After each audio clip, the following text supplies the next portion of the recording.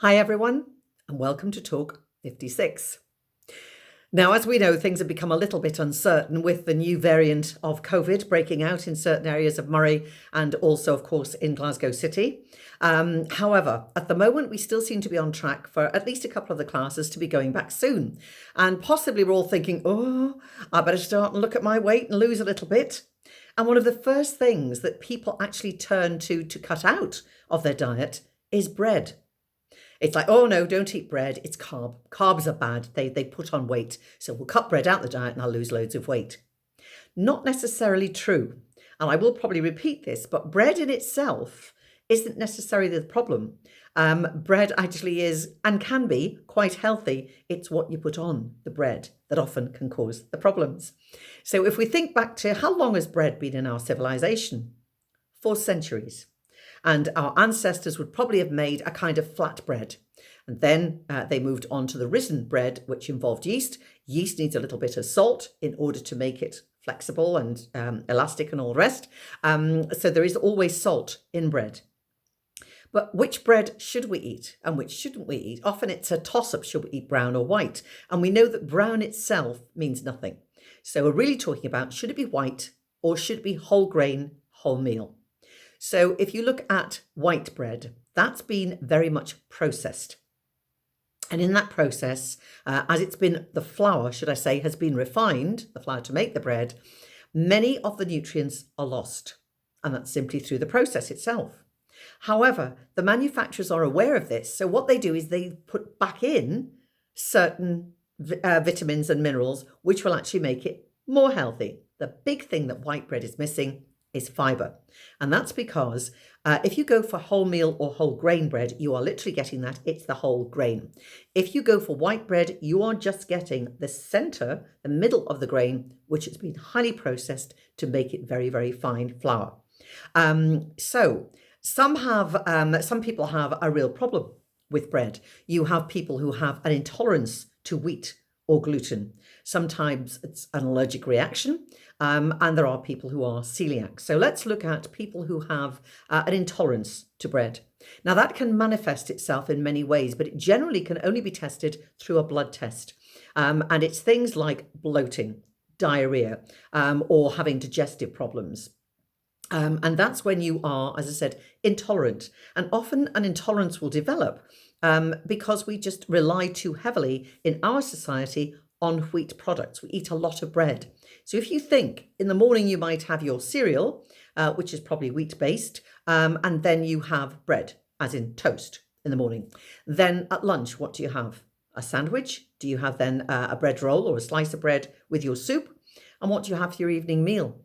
Well, could it be garlic bread, pizza, that kind of thing? We are really quite heavily reliant on wheat, and that can make your body intolerant. We can only take so much. So if you feel that you've got intolerance, it's not necessarily a case of cutting it out. It might just be a case of cutting it down a little bit and only eating a moderate amount. Then you've got the people who are allergic. Now, this doesn't need a blood test because an allergic reaction will happen fast. And it can be many, many different reactions, even down to something as simple as a rash. So that can be that you are allergic to wheat. But what about the celiacs? If you are diagnosed as a celiac, and you do have to be diagnosed, please be careful you are not self-diagnosing. I hear many people saying, oh, I'm definitely a celiac because I can't eat bread. You need to get it checked. Because you don't want to cut whole food groups out of your diet. Why wouldn't you cut bread out of your diet altogether? Because bread is a carbohydrate and our main source of energy is carbohydrates. So be careful not to cut too many whole groups, if any, out of your diet. So a celiac, it's an autoimmune disease. And if celiacs eat gluten, it can actually affect their digestive system and it can damage their small intestine. And it can prevent the absorption of certain foods. So they have to be very, very careful. But if you are any of these things, so you are intolerant to wheat or gluten, or you are allergic, or you are a celiac, you don't have to cut bread out of your diet altogether. There are the gluten-free varieties. Now, they vary tremendously. My son and his wife both are gluten-free. My son's a celiac, but as a family, they're gluten-free. And I have tasted many breads through them, and they know most of them. But it really is a matter of trial and error, and it's going on your own palate. It's what you prefer. Some you will think are fine, and others you just think, no, I can't eat that at all. And I think that's why some people do cut bread out altogether. So let's look at some nutritional facts. So we said about white bread that it can be very refined and lose lots of things. But one of the things that manufacturers will put back in is calcium. And we need calcium for our bones. It really does give us, if you like, much stronger bones and make us much healthier overall. Particularly important in children, but in adults too, we do need a certain amount of calcium. Wholemeal bread and whole grain bread contains fibre. Now, this is really important because this keeps your immune system going. It also helps to control your blood sugar levels. So if you eat a lot of white bread, you'll probably find that your blood sugar levels will peak, particularly if you're a diabetic. So if you want to control your blood sugar levels, you're much better with a whole wheat, whole grain bread because that helps to control it. White bread can be fortified with iron. Now, this is great for our energy, for concentration, a healthy immune system, and also healthy blood. Then we move back on to bread generally contains the B vitamins, and they're great for our skin, our eyes, our nails. So there's lots that's in bread that is good for us. Now, I'm talking about both types of bread. These things can be within. So what we need to look at is if we're eating too much of a certain bread. So if you're eating lots and lots of white, you are likely to have a problem with your blood sugar levels. You also may find that eating white bread can affect the healthy bacteria in your gut. Because you're not getting enough fibre, they're affected. Now, we all have bacteria in our gut, and I know it always sounds a little bit unpleasant, but it's the good bacteria, and we need to get that balance in our gut. If you're eating too much white bread, your fiber's down, you may find that you start to have digestive problems, you could have inflammatory bowel disease, all those kind of things, which really nobody wants. So overall, we have to weigh up which breads are right for us. Overall, the brown or the wholemeal whole grain bread wins. But if you just have the odd portion of white bread now and again, it's not going to do you any harm. So let's think now about if you're trying to lose weight. We need to watch the calories then, don't we? So how many calories are in certain breads? And we need to be aware. I've got a sheet here with some of the breads. Hopefully you'll remember this. But of course, you can replay this if you can stand it.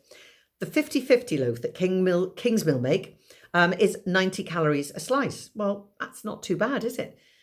Till you add the butter and everything else to it. A Warburton's crumpet, not strictly bread, but you might be substituting a crumpet for bread. One crumpet, 98 calories. Ryvita, you might be going really good and think, right, I'm just going to have crackers. One Ryvita, 18.9 calories, so very light. A plain bagel, 216 calories. More than you thought? Me too. If you go for a scone, instead of, well, I'm not having a sandwich, I'll have a scone for my lunch. I'm not strictly speaking having bread, 238 calories. It's a lot, isn't it? White pita bread, 170. A white crusty roll, 140. One slice of a ciabatta loaf, 131. And the good old Scottish square loaf or pan, 115 calories. So in effect, most breads don't have an awful lot of calories. As I mentioned right at the beginning, it's what we put on bread, and in particular, butter. It's the fat that we put on bread to make it palatable. So you can eat white, you can eat brown. If you have to choose, brown's the most healthy. A little bit of white won't do you any harm, but if you're going to watch your calories and try and lose a bit of weight, there's nothing to say you shouldn't cut down a bit on all breads, but cut down in particular on what you're having on those breads. So enjoy it, but not too much. It's the old adage, a little of what you fancy, all in moderation. Take care, everyone, and I hope I'll see you soon. Take care now. Bye-bye.